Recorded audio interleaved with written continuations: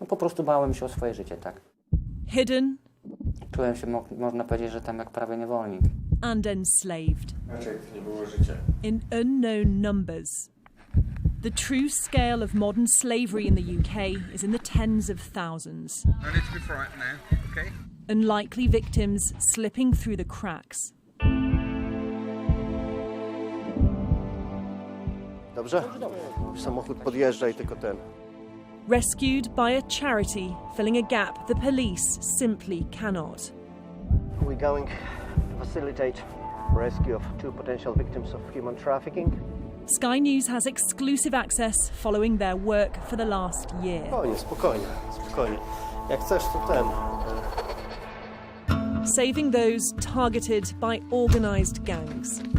No skoczyć z mostu, tak wprost. Criminals often going unpunished. Mam przesłana do tej pory.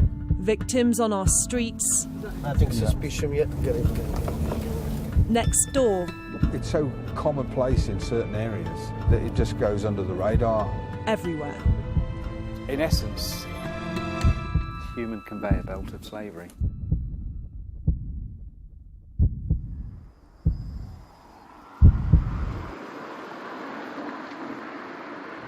The trafficker is visiting the house every single day.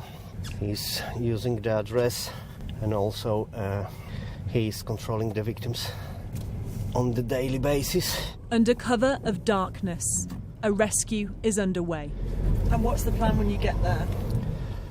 We're gonna first of all secure the place, make sure, everyone is saved. This is Peter, an outreach worker for Hope for Justice, the charity rescuing victims of slavery who don't want to engage with police. Big distrust in authorities, big distrust in pretty much everyone. This time at 5 in the morning, it's for a whole family. I think this is where we are. Okay. Let's go. No dobrze.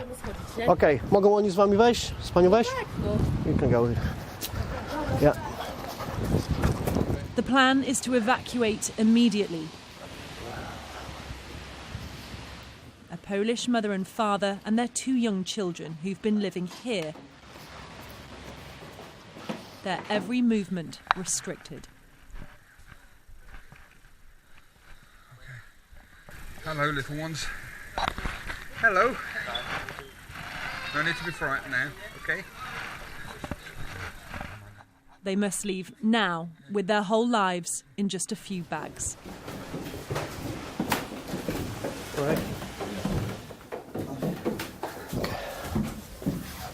But we need to move. Time is pressing. The traffickers could be back at any second. A macie? To zabieramy. Gdzie on jest? Wsiadajcie do samochodu szybko. No to jak ja mam ich dwójkę trzymać? Wsiadajcie do samochodu. And they visit every day. You never know. There might be some friends or someone just passing by. We don't want, because of the kids and the victims, and of course ourselves. We don't want to take any unnecessary risk, so we want to be out of here as soon as possible. Agnieszka, Rafa and their 2 children, Olivia and Brian, have each been surviving on an average of £10 a week, completely controlled by exploiters.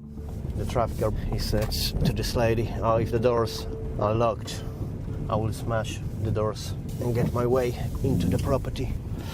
They don't really care about kids. What they do carries only the profit and themselves.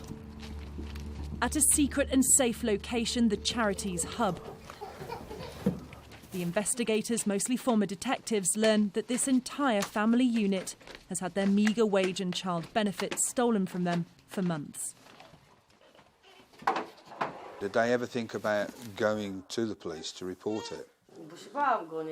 Nie wiedziałam, Because I was afraid of him. ja nie wiedziałam, co on zrobi, jak się dowie, że pójdę na policję, nie? I wasn't sure what he will do if I go to the police. Their manipulation was subtle, clever, and then ultimately threatening. If they was to sum up their life in the last 6 months since June, how has it been? Patrzenie w telefon, nie potrafi 15 razy dziennie dzwonić. To nie było nawet w życiu nikogo. Nie odebrałbym telefonu, nie przyszedł do domu, bałbym się wyjść na ulicę. They were forced to open fake bank accounts, the occasional tenner thrown their way. And how difficult a decision was it to ask for help? Tak, teraz? Przez 2 miesiące byliśmy w kropce, nie wiedzieliśmy gdzie się zgłosić, jak się zgłosić, do kogo nawet. No, z czasem, jak dzieci były chore, przeziębione, to jego to nie interesowało. The Midlands team, led by retired detective Gary Booth, includes former officers with experience of exploitation. He says this trafficker worked his way into the family, slowly introducing threats. He's dehumanised the parents, and clearly that has a knock-on effect with the children. And they're at a point now where they've had to rely on drop-in centres, on food banks, just to get through day by day.